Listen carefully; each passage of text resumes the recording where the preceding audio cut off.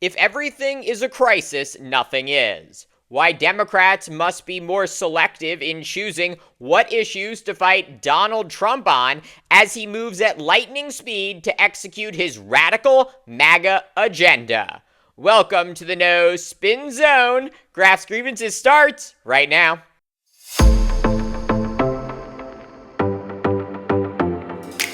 Until now, I have intentionally not talked in depth about President Donald Trump's rapid dismantling of the U.S. Agency for International Development, also known as USAID. The international humanitarian and development arm of the U.S. government was established by then President John F. Kennedy in 1961, with the goal of countering Soviet influence during the Cold War, based on the idea that American security was tied to the stability and economic advancements in other nations. The idea, by helping the world's most impoverished, the United States could reduce the likelihood of these people turning to dictatorial regimes, as they would see the strength and value of democracy in action. And for almost 65 years, the now 10,000 person USAID has been very successful at doing just that, providing food, shelter, and access to clean water to millions of poor people in about 130 countries around the globe. Spending $38 billion in 2023, less than 1% of the federal budget, USAID provided relief to Ukrainian civilians as their country was being destroyed by Russia, assisted peace negotiations in the war-torn Somalia, aided Cambodia in disease surveillance, helped Nigeria with vaccination efforts, Uganda with HIV prevention, and Zambia with maternal health, among a slew of other humanitarian efforts. USAID has also in recent years helped contain major outbreaks of Ebola and delivered life-saving treatment to as many as 25 million people living with HIV/AIDS. This is work that all Americans can and should take pride in. It is this work that contributes to making America the greatest country on earth. No other country matches the scale of our humanitarian assistance, freely given with no strings attached. And this steady, consistent aid, spanning decades now, has been a very effective form of soft power, allowing the United States to influence hundreds of other countries around the world without resorting to the threat of force. Soft power helps to explain why the United States has military bases in at least 80 countries, more than any other nation. Soft power also helps explain why the dollar has become the international reserve currency, and why English has become the global language of business and diplomacy. This influence directly benefiting the people of the United States does not happen by accident, and aggravates the hell out of our biggest competitors and foes. Which is why it was no surprise that when Trump's lackey, Elon Musk, announced earlier this week that he was, quote, feeding USAID into the wood chipper, authoritarian leaders around the globe cheered.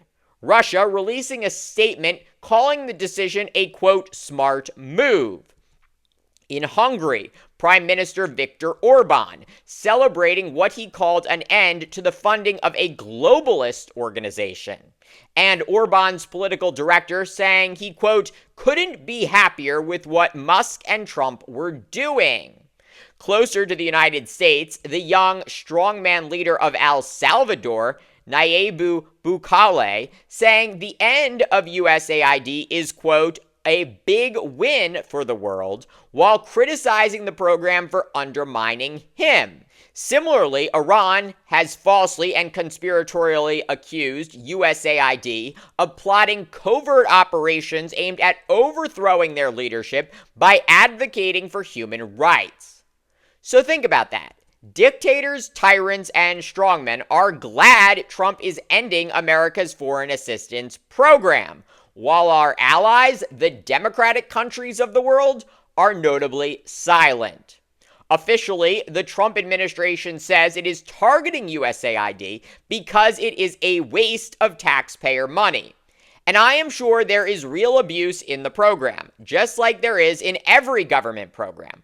But Trump and Musk see all foreign aid as not only bad, but, quote, evil and criminal. According to an official memo, nearly the entire global 10,000 person workforce of USAID is expected to be put on leave tomorrow, Friday. But Trump likely doesn't have the authority to shut it down. And that is because Congress established USAID, and therefore, according to the law, only Congress can abolish or consolidate it.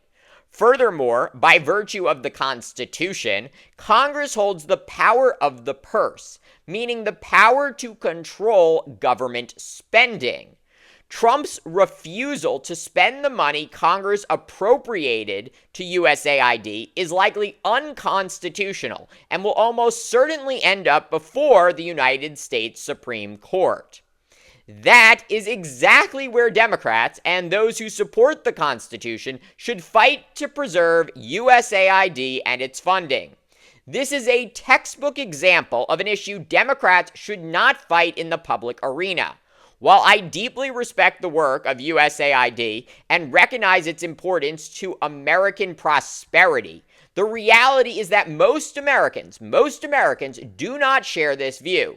Many believe that given our $1.8 trillion deficit, along with challenges like failing schools and an overly expensive healthcare system, the United States should not be allocating funds abroad, no matter how small, when pressing domestic issues remain unresolved. This is why, instead of publicizing Trump's illegal cuts to USAID, as many Democrats have done ad nauseum this week, they should address this issue quietly through the courts, where it can actually be stopped. In the meantime, Democrats should choose to spotlight one of the countless other troubling actions Trump has taken that actually resonate with a wide swath of the American people. We all have limited attention, and if Democrats label everything Trump does a crisis, they risk losing their audience. When every issue is portrayed as urgent, nothing seems truly dire. Thank you for watching Graph's Grievances. Please let me know what you think below. Like, subscribe, share, and join me tomorrow for more.